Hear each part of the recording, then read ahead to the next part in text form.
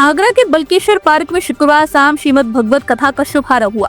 विश्व कल्याण mission trust की ओर से आयोजित इस कार्यक्रम में पहले ही दिन पंडाल भक्तों और श्रद्धालुओं से खचाखच भर गया।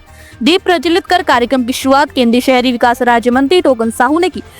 उन्होंने कहा कि सनातन संस्कृति और धर्म को आत्मसात करके ही भारत को ऊंचाइयों तक ले जाया जा सकता है। राष्ट्रीय संत परम पूज्य चिन्मयानंद बापू ने कथा का महात्म्य बताते हुए कहा कि भगवान कृष्ण की कथा ही जीवन का सार है, बाकी सब व्यर्थ है। उन्होंने कहा कि भगवत कथा हमें मृत्यु के भय से निर्भय बनाती है और मृत्यु को भी महोत्सव का रूप देती है। कथा समापन पर सुगंधी परिवार सहित भाजपा नगर अध्यक्ष राजकुमार गुप्ता, मनीष अग्रवाल, उदयवान सिंह भदौरिया और कई प्रमुख हस्तियां आरती में शामिल हुई। सबसे पहले तो मैं प्रयास फाउंडेशन के सम्मानित अध्यक्ष और सभी सदस्यों को हृदय से धन्यवाद देना चाहूँगा, जिनके द्वारा भागवत कथा का आयोजन किया गया है। पूज्य बापूजी हमारे राष्ट्रीय संत हैं। भारत की संस्कृति को, भारत के संस्कार को विश्व के कोने कोने में ले जाने का काम हमारे बापूजी करते हैं। हमारे ओजस्वी और तेजस्वी वक्ता है। ऐसे दिव्य पुरुष के द्वारा हम सबको कथा सुनने का सौभाग्य प्राप्त होगा। ये भारत वो भूमि है जहाँ भगवान राम का पदार्पण होता है, जहाँ भगवान कृष्ण आते हैं। हम अपने मर्यादा पुरुषोत्तम श्री रामचंद्र जी के चरित्र को सुनकर, योगेश्वर भगवान कृष्ण के चरित्र को सुन करके हम अपने जीवन को धन्य बना सकते हैं। हम भारत को एकता के सूत्र में बांध सकते हैं। इसलिए हम सबको उनके चरित्र को सुनना चाहिए और सुन करके उसे आत्मसात भी करना चाहिए, क्योंकि राम के चरित्र से ही हम चरित्रवान बन सकते हैं। हमारा कुत्तों पर बड़ा बवाल हो रहा है। दिल्ली के मुख्यमंत्री को भी थप्पड़ मारा गया, क्या कहना चाहेंगे? किस तरह की कार्रवाई की जा रही है और किस तरह का प्रकरण है ये? क्या पूछ रहे हैं आप? रेखा गुप्ता जो है दिल्ली की मुख्यमंत्री, उनको थप्पड़ मारा गया है आवारा कुत्तों को प्रतिबंध करने के लिए। देखिए, कोई भी व्यक्ति किसी चीज़ की कोई मांग करे, कुछ भी करें, अपना आवेदन, अपना निवेदन, अपनी बात पहुंचा सकते हैं। किसी के साथ अभद्रता से पेश बिल्कुल नहीं आनी चाहिए। हम सबको अपनी बात रखने का अधिकार है, अपनी बात पहुंचा सकते हैं, लेकिन इस तरह की जो बातें हैं वह निंदनीय है। आगरा शहर की बात करें तो 1 घंटे के बारिश में पूरा जल भराव हो जाता है, इससे निजात नहीं मिल पा रही है आगरा को। देखिए, जब अत्यधिक वर्षा होती है तो इस तरह की समस्याएं आती है शहरों में। जो हमारा नालियों का जो निर्माण हुआ है, जो सामान्य वर्षा की स्थिति को ध्यान में रख करके निर्माण किया गया है, इसलिए ऐसी स्थिति आती है। परंतु वर्षा होने के कुछ समय बाद वो जल का जो भराव होता है वो धीरे धीरे छट जाता है, समाप्त हो जाता है। समाधान है इसका या नहीं है? बिल्कुल है, समाधान है। सरकार लगातार प्रयास कर रही है। ठीक।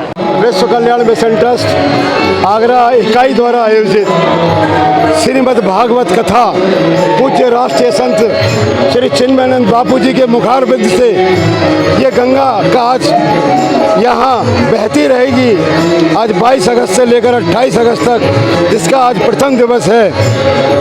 ऐसा आगरा वासियों का भाग्य है कि पूज्य बापू ये मन बनाया कि इस बार बल्केश्वर की धरा पर, बल्केश्वर धाम, बल्केश्वर पार्क में जाकर सभी भक्तों को, सभी शहरवासियों को श्रीमद् भागवत कथा श्रवण कराकर उनको ठाकुर जी से, श्री जी से, राधा रानी से सर्वोर करेंगे।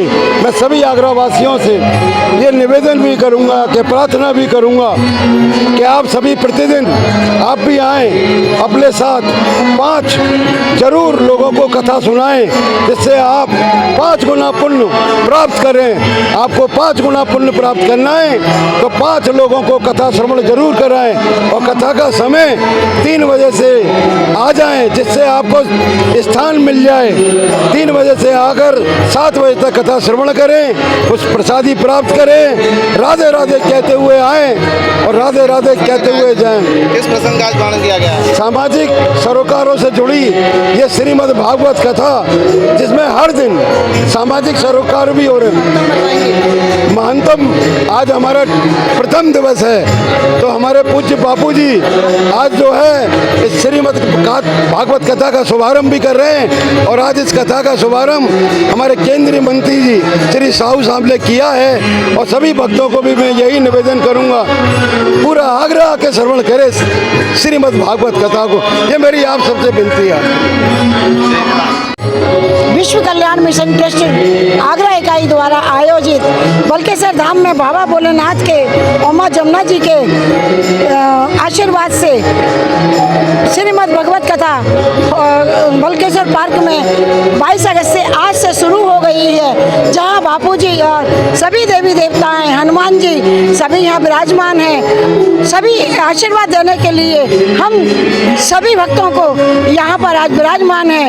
और आज का बापूजी ने जो प्रसंग सुनाया है वो है सबसे पहले भागवत का जो महात्म सुनाया जाता है उसके विषय में बताया कि भागवत का क्या उल्लेख है और क्या उससे हमारे जीवन में बदलाव आता है और क्या हमारे जीवन में उससे हमें क्या लाभ होता है और हमारे परिवार को उससे क्या मुक्ति मिलती है और हमारे जीवन में जो कैसे हमारा जीवन उद्धार में बदल जाता है और गुरु की शरण पाकर के हमारा जो जीवन धन्य हो जाता है। तो आकर के यहाँ पर सभी लोग ऐसा लग रहा है जैसे कि हम ना ब्रज में बैठे हुए हैं और भगवान श्री कृष्ण के मुख से भागवत का श्रवण कर रहे हो। जैसे कि कुरुक्षेत्र में श्री कृष्ण जी ने अर्जुन को जब उपदेश दिए थे उसी प्रकार व्यासपीठ पर बैठे हुए सतगुरुदेव आज कृष्ण के रूप में हमें उपदेश दे रहे हैं कि आने वाले कलयुग से अगर पार पाना है और हमें भव से सागर में उतरना है तो भागवत का रामचरितमानस का बच्चों को भी सभी को लाइए ताकि वो भी इस चीज़ को जान सकें और हमारा जीवन धन्य हो, हम भव सागर पार हो जाएं। मैं तीरथ कुशवाहा, श्रीमद् भागवत कथा का आज प्रथम दिन है। बापू श्री चित्तवानंद जी के मुख से आज से शुरू हुई इस कथा का भव्य आयोजन हो रहा है। काफ़ी संख्या में पब्लिक है यहाँ पर और जितनी भी पूरे शहर से पब्लिक आ रही है आराम से आनंद ले रही है कथा का। बल्केश्वर पार्क में ये प्रोग्राम चल रहा है। सभी शहरवासियों से निवेदन है कि बड़ी से बड़ी संख्या में श्रीमद् भागवत कथा का आनंद लें और आकर अपना स्थान ग्रहण करें। आज 22 तारीख से स्टार्ट होकर 28 तारीख तक इस प्रोग्राम को चलना है और इसी 28 तारीख तक ये पूरी तरह से बापूजी के मुख से आनंद लेते हुए कथा का कार्यक्रम चलता रहेगा। कमलेश कस्बा है। आज से कथा प्रारंभ हो रही है और ये 28 तारीख तक चलेगी। कथा स्थल कहाँ पर? ये बल्केश्वर पार्क में कथा हो रही है। बहुत अच्छा लग रहा है, बहुत श्रद्धालु आए हैं और इससे भी आगे भीड़ बढ़ेगी। 28 अगस्त तक चिन्मयानंद बापू जी की कथा का रसपान किया